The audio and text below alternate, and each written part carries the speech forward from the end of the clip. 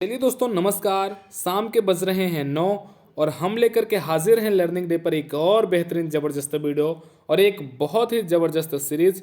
जिस सीरीज में डेली शाम को 9 बजे मिलेगा आपको एक पॉइंट पर बहुत अच्छा सा वीडियो। वो पॉइंट मैथ का हो सकता है, फिजिक्स का, केमिस्ट्री का, सीएस का, ईडी का, किसी भी एक सब्जेक्ट का एक बेहतरीन पॉइंट। जो पॉइंट एग्जाम के पॉइंट आप भी उससे बहुत ज़्यादा महत्वपूर्ण है, जिस पर रिलेटेड क्वेश्चन आपके एग्जाम में आते हैं, वो लगभग 8 से 10 मिनट का एक वीडियो आपको अब मिलेगा डेली शाम के 9 बजे। तो शाम के 9 बजे आप तैयार रहिए एक ऐसे ही बेहतरीन अच्छे से वीडियो के लिए। तो आज का ये पहला सेशन हम स्टार्ट करेंगे शाम के 9 बजे का, फिजिक्स के एक इम्पॉर्टेंट पॉइंट और एक इम्पॉर्टेंट टॉपिक के साथ, जहां से क्वेश्चन बनता है, जहां से न्यूमेरिकल आपके एग्जाम में आता है। जो शाम के 9 बजे वाली सीरीज होगी, इसमें जितने भी क्वेश्चन आपको मिलेंगे सारे के सारे इंपॉर्टेंट क्वेश्चन मिलेंगे। तो इस सीरीज को बिल्कुल भी नहीं छोड़ना, आपको बहुत अच्छे तरीके से इसके पूरे के पूरे टॉपिक को, पूरे के पूरे पॉइंट को समझना है।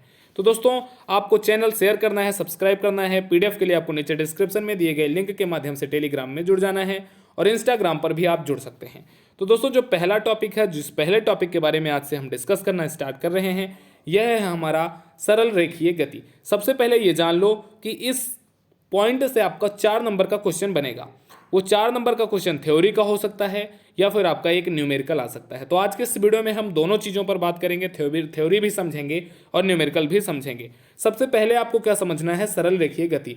सरल रेखीय गति क्या होती है? जैसे सड़क है, अगर सड़क पर हम गाड़ी चला रहे हैं तो वो गाड़ी चलाना क्या हो गया, एक सरल रेखा में हम गति कर रहे हैं, इसी को हम बोलेंगे सरल रेखीय गति। अच्छा सर, सरल रेखीय गति के अलावा और क्या कोई गति होती है? हाँ जी, होती है, कोणीय गति होती है।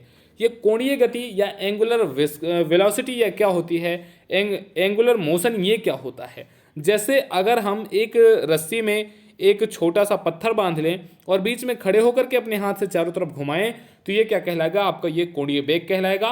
लेकिन अगर हम सड़क पर साइकिल चला रहे, मोटरसाइकिल चला रहे, कार चला रहे, तो ये हमारा एक सरल रेखा में गति हो जाएगा। तो सरल रेखा में गति कुछ इसी प्रकार से होता है। इसमें आपको 3 से 4 चीजें ध्यान देनी है। सबसे पहला यू क्या होता है? आपका प्रारंभिक वेग होता है। वी क्या होता है? आपका अंतिम वेग होता है। ए क्या होता है? आपका त्वरण होता है। इसके अलावा टी क्या होता है? समय होता है। और इसी के बेसिस पर सरल रेखीय गति के 3 नियम हैं। इन 3 के तीनों नियम आपसे क्वेश्चन में पूछ सकता है। इसका निगमन करने के लिए आपके यहाँ नहीं आएगा बाय डिफॉल्ट। अगर आ भी जाता है तब मैं आपको एक वीडियो में इसका निगमन भी करके बता दूंगा। बाकी आपके यहाँ निगमन का कॉन्सेप्ट नहीं आता है और शायद नहीं आएगा। 4 नंबर में क्वेश्चन आपसे पूछेगा कि सरल रेखीय गति क्या है, इसके कितने नियम हैं, सभी नियम को लिखें। तब आपको यही लिख देना है कि सरल रेखीय वह गति है जब किसी स्वतंत्र पिंड पर बाह्य बल लगाया जाता है तो पिंड बल की दिशा में गति करता है। इस स्थिति में पिंड की गति का मान बदलता रहता है और दिशा त्वरण के समांतर रहती है। चूंकि इस प्रकार की गति सरल रेखा में होती है, अतः इसे हम सरल रेखीय गति या फिर रेखीय गति के नाम से जानते हैं। फिर जहां पर u आपका आरंभिक वेग होता है, v आपका अंतिम वेग होता है, a त्वरण होता है, t समय होता है। इन्हीं के बेसिस पर, इन्हीं के आधार पर हम 3 नियम प्राप्त करते हैं। 3 नियमों में से पहला नियम जो गति का कहलाता है दोस्तों, वो आपका होता है v = u + at। अब आपको कमेंट सेक्शन में ये बताना है कि v क्या है। अभी थोड़ी देर पहले मैंने आपको v बताया था, v क्या है आपको कमेंट सेक्शन में बताना है। आपका दोस्तों यहाँ पर जो u है, ये आपका हो जाता है प्रारंभिक वेग, a क्या हो जाता है आपका त्वरण, और t क्या आपका हो जाता है समय। जिन बच्चों ने कमेंट किया है बहुत बढ़िया, जिन्होंने नहीं कमेंट किया वो सुधर जाओ और कमेंट करना सीख लो। v क्या होता है आपका v होता है अंतिम वेग। तो v = u + at, ये आपका गति का पहला नियम होता है। सरल रेखीय गति का पहला नियम v = u + at। क्वेश्चन आपसे क्या पूछेगा, यहीं पर एक आप क्वेश्चन समझना, एक प्रश्न समझना न्यूमेरिकल का। आपसे पूछेगा कि कोई पिंड 5 मीटर प्रति सेकंड के वेग से चलना प्रारंभ करता है। यह 5 सेकंड के पश्चात 5 मीटर प्रति सेकंड स्क्वायर का यह 5 सेकंड में 5 मीटर प्रति सेकंड स्क्वायर के त्वरण से गति कर रहा है, तब इसका अंतिम वेग क्या होगा। क्वेश्चन फिर से समझना, कोई एक पिंड 5 मीटर प्रति सेकंड के वेग से चलना प्रारंभ करता है, जिसका त्वरण 5 मीटर प्रति सेकंड स्क्वायर है, तब इस पिंड का 5 सेकंड के पश्चात वेग क्या होगा। तो दोस्तों, ऐसी कंडीशन में सबसे पहले आपको ये प्राप्त करना है कि मिला आपको दिया क्या क्या गया है क्वेश्चन में। आपको 5 मीटर प्रति सेकंड के वेग से वो चलना प्रारंभ करता है, मतलब आपको प्रारंभिक वेग मिल गया, समय आपको 5 सेकंड मिल गया है, आपको ए का मान 5 मीटर प्रति सेकंड स्क्वायर मिल गया है। आपसे v का मान पूछ रहा है। अब ऐसी कंडीशन में आप देख लो v, u, a और t में रिलेशन कौन से समीकरण में है, तो पहले समीकरण में है। हम पहले ही समीकरण में रख देंगे v is equal to u plus a t. u का मान आपका 5 है, a का मान भी आपका 5 है और t का मान भी आपका 5 है। तो 5 प्लस 5 25 हो जाएगा, 25 और 5 आपका 30। यूनिट हमेशा आपको ध्यान रखनी है मीटर प्रति सेकंड। तो इस क्वेश्चन का आंसर हो जाएगा 30 मीटर प्रति सेकंड।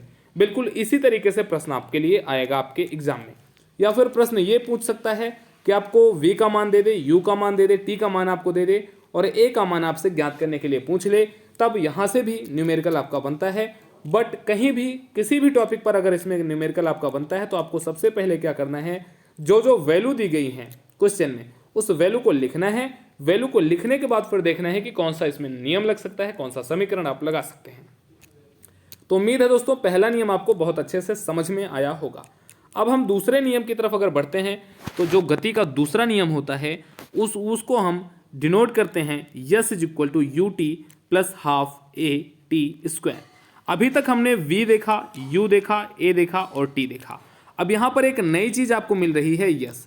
यह यस क्या होती है, दूरी होती है। दूरी कौन सी दूरी होती है, t सेकंड में चली गई दूरी होती है। t सेकंड में चली गई दूरी आपकी यस होती है, जबकि पिंड का प्रारंभिक वेग u होता है, त्वरण a होता है।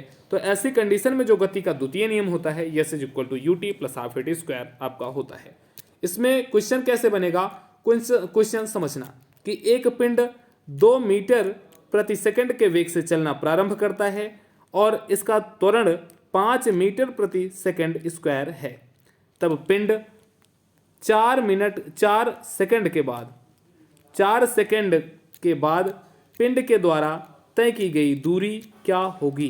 क्वेश्चन फिर से सुनो कि कोई पिंड 2 मीटर प्रति सेकंड के वेग से चलना प्रारंभ करता है जिसका त्वरण 5 मीटर प्रति सेकंड स्क्वायर है, तो पिंड 4 सेकंड के बाद कितनी दूरी तय करेगा। आपको क्वेश्चन देखना है। u का मान आपको 2 मिल गया, 2 मीटर प्रति सेकंड। आपको a का मान मिल गया 5 मीटर प्रति सेकंड स्क्वायर। आपको t का मान मिल गया 4 सेकंड। अब आपको यस का मान आपको बताना है। तब u, a, t और यस में रिलेशन आपका इक्वेशन नंबर 2 दिखाता है।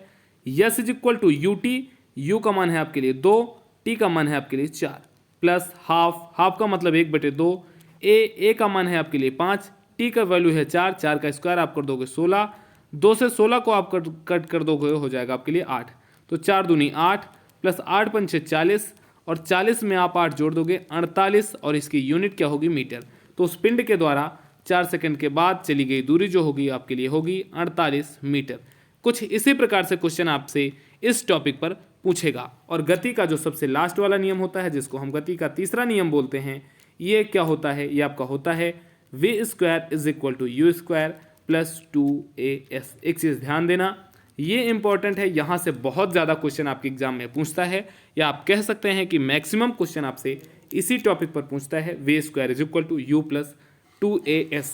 अब इस क्वेश्चन पर, इस टॉपिक पर न्यूमेरिकल किस प्रकार का आता है, इसके बारे में दोस्तों हम नेक्स्ट वीडियो में बात करेंगे। मतलब कल शाम को फिर 9 बजे आप तैयार रहिएगा इस टॉपिक पर वीडियो पाने के लिए कि v square is equal to u square plus 2as पर न्यूमेरिकल किस प्रकार के आते हैं, कहाँ से आते हैं और उन न्यूमेरिकल को आपको कैसे सॉल्व करना है, इसके बारे में हम लोग फिर से कल डिस्कस करने वाले हैं। तो आज जो हम लोगों ने पढ़ा, सबसे पहली चीज़ कि सरल रेखीय गति क्या होती है। अगर कोई पिंड पर हम बाह्य बल लगाएंगे तो पिंड जिस डायरेक्शन में हम बल लगाएंगे उसी डायरेक्शन में मूवमेंट करना स्टार्ट करता है और उस पिंड का जो मूवमेंट होता है वह एक सरल रेखा में होता है, इसीलिए इसे हम एक सरल रेखीय गति कहते हैं। इसके लिए 3 नियम होते हैं या 3 समीकरण होते हैं। गति के 3 समीकरण इनको हम बोलते हैं, जिसमें से पहला समीकरण आपका होता है v is equal to u plus a T.